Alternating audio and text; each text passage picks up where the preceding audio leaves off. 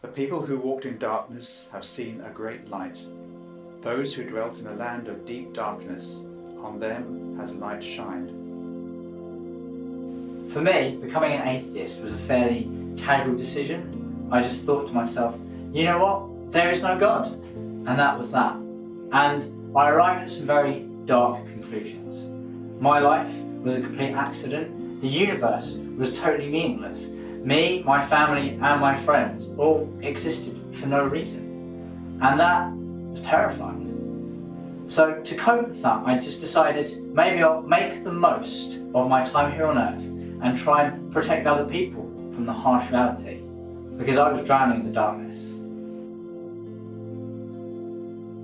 And then I met some Christians, and they had something that I didn't have. And while I didn't believe in that God, I really wanted that joy and that peace that they had. So I decided that I would read the Bible, I'd go to church, I'd pray, desperate to see God. And because God is faithful, He showed up and I ran into His arms. As promised, He accepted me and He forgave me. I now saw the light.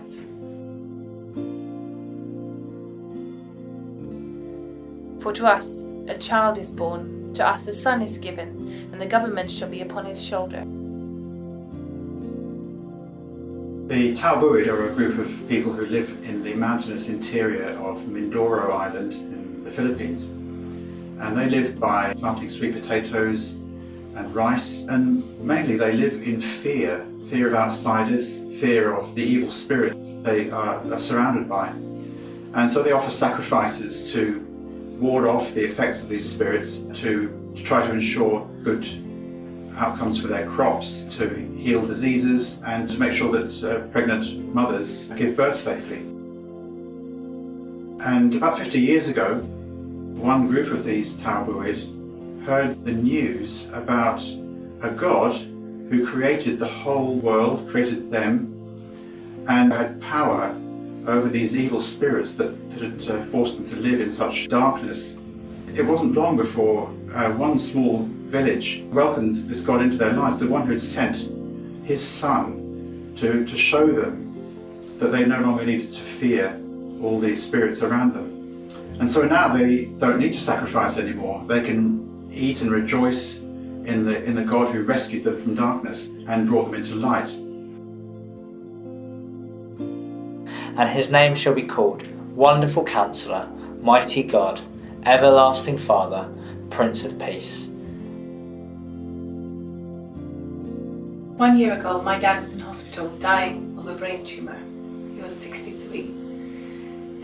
It was an astrocytoma glioma, which is like a star tumour that spreads throughout the brain, and it's inoperable.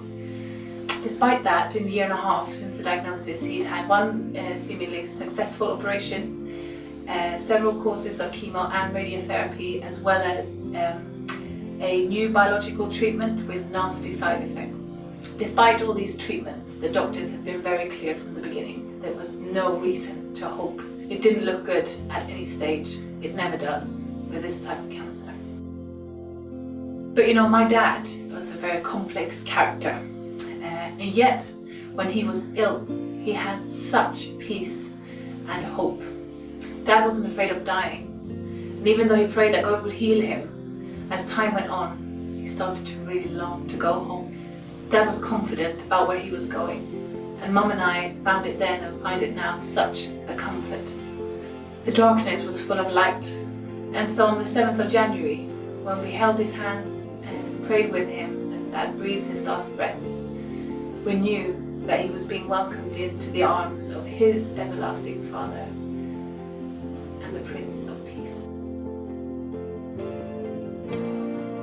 Of the increase of His government and of peace there will be no end, on the throne of David and over His kingdom, to establish it and uphold it with justice and with righteousness from this time forth and forevermore. The zeal of the Lord of hosts will do this.